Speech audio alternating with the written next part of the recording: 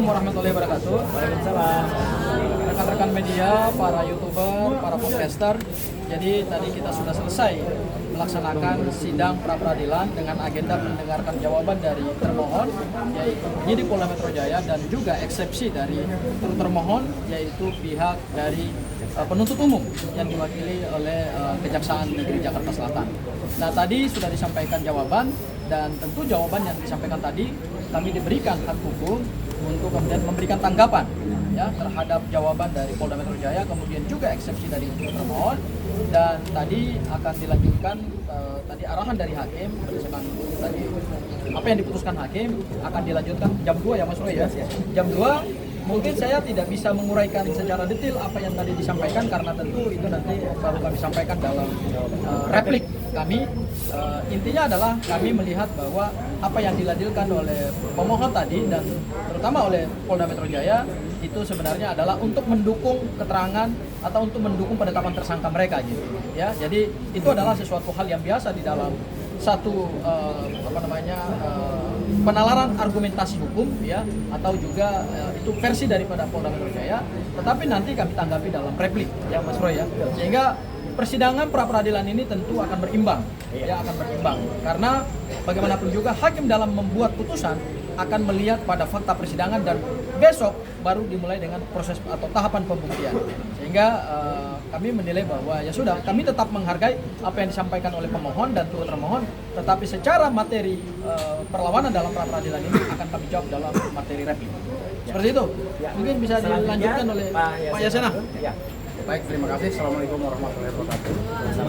Jadi sidang ini adalah rapid yang hari kedua dari hari pertama itu hari Jumat.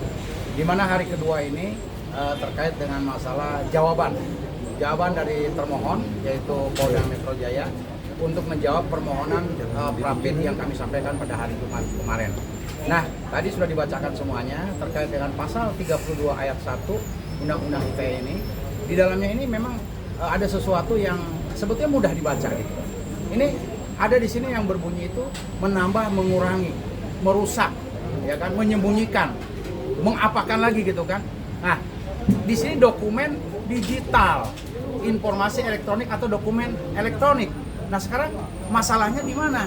Yang dipermasalahkan kan ijazah analog. Nah, kenapa larinya ke Undang-Undang ITE? Digital, di mana digitalnya? Oke, katakanlah katanya dirusak. Ada satu dokumen digital yang sama klien kami Bapak KRMT Rosuryo Noto Diprojo, katanya dipotong gambarnya, fotonya dirusak. Yang rusak apanya? Orang beliau tidak pernah ngambil dokumen analognya yang pemilik dokumen itu sendiri gitu. Kalau ada, ya kan? Nah ini yang jadi permasalahan. Nah sekarang pasal 32 ayat 1 makanya bunyinya kok ada penyelundupan pasal, ya kan? Yang tidak sesuai dengan fakta di lapangan, ya. Jadi di sini tidak ada penselancaran misalkan mengenai itu, nggak ada, ya. Kaitan dengan 32 ayat 1 itu merusak dokumen, menyembunyikan, menghancurkan. Ya mungkin kalau ada lagi pasalnya mengapakan gitu kan? Nggak ada dilakukan ini, ya. Ini inti permasalahannya. Nah, kedua, terkait dengan masalah tadi diserahkan bahwa ini sudah masuk ke ranah perkara pokok perkara persidangan, belum masuk pokok perkara persidangan, ya. Yang ketiga, tadi disampaikan bahwa ini masuk ke dalam Undang-Undang Nomor 8 Tahun 81 tentang KUHP.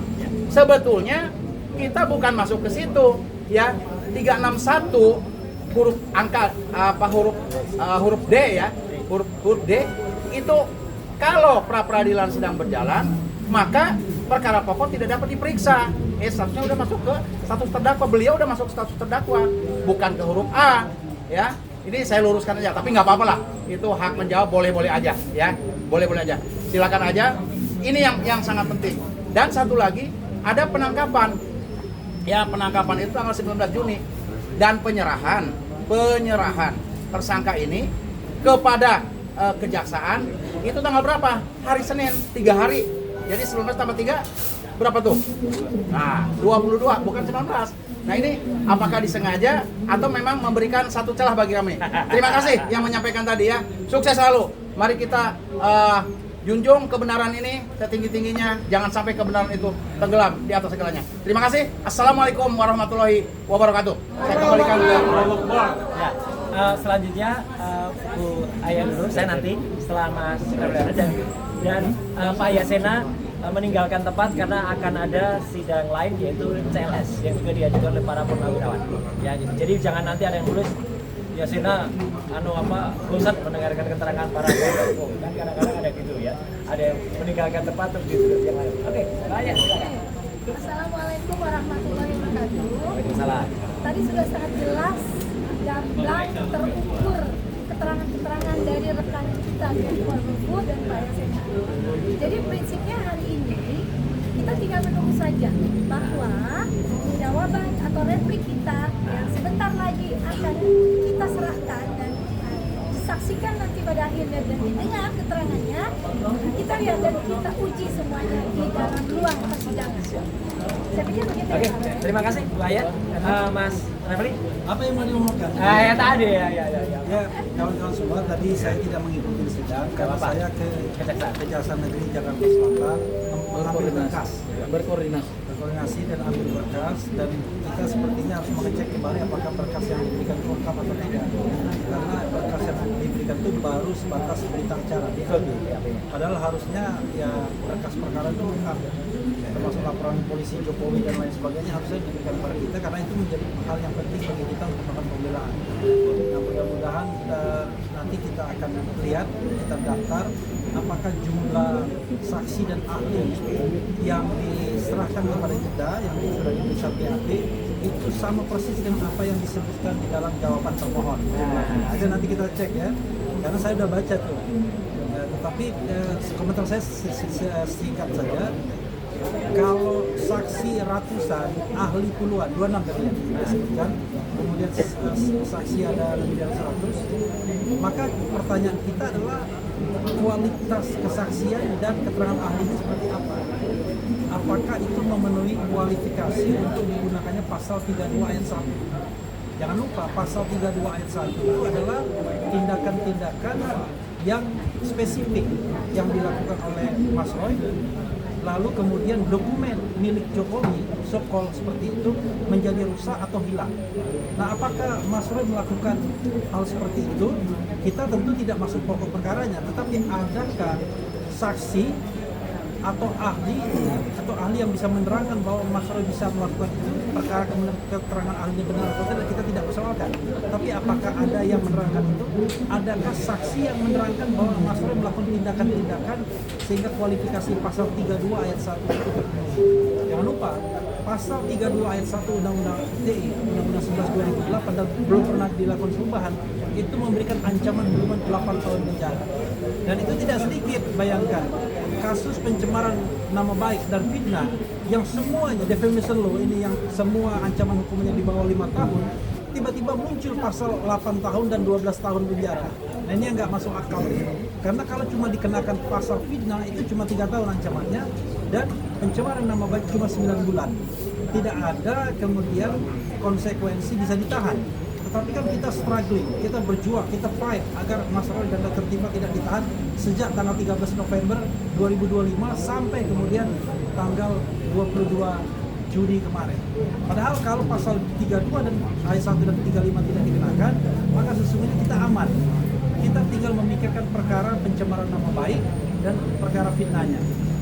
Kalau pasal ini rontok, kita akan jauh lebih ringan. Tetapi kalau kita rontokkan semua di pra-peradilan, maka kemudian case close.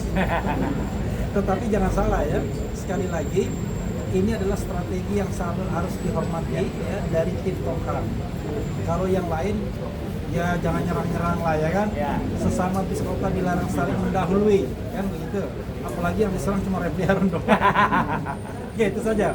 Wassalamualaikum warahmatullahi wabarakatuh. Baik. Jadi saya Assalamualaikum warahmatullahi wabarakatuh.